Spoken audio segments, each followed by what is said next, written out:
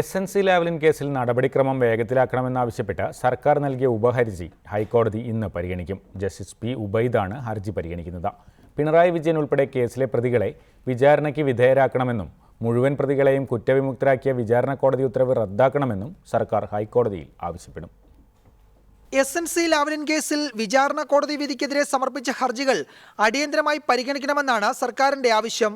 CBIയും TP നന്ദകുമാറുമാണ് തിരുവനന്തപുരത്തെ പ്രത്യേക CBI കോടതി ഉത്തരവിനെതിരെ ഹൈക്കോടതിയെ നേരത്തെ സമീപിച്ചത്. കേസിൽ കക്ഷി ചേരാൻ സർക്കാർ അപേക്ഷയും നൽകിയിട്ടുണ്ട്.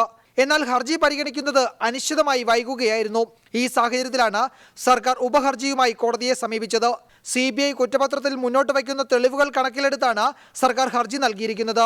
പിണറായി വിജയൻ അടക്കമുള്ള പ്രതികളെ വിചാരണയ്ക്ക് വിധേയമാക്കണമെന്നാണ് സർക്കാരിന്റെ ആവശ്യം. തെളിവുകൾ വിലയിരുത്തുന്നതിൽ തിരുവനന്തപുരത്തെ പ്രത്യേക CBI കോടതിക്ക് വീഴ്ച പറ്റിയെന്നും സർക്കാർ ചൂണ്ടിക്കാട്ടുന്നു. സർക്കാരിനു വേണ്ടി director general of prosecution T Asaf അലിയാണ് കോടതിയിൽ ഹാജരാകുക. ജസ്റ്റിസ് P ഉബൈദാണ് ഹർജി പരിഗണിക്കുന്നത്.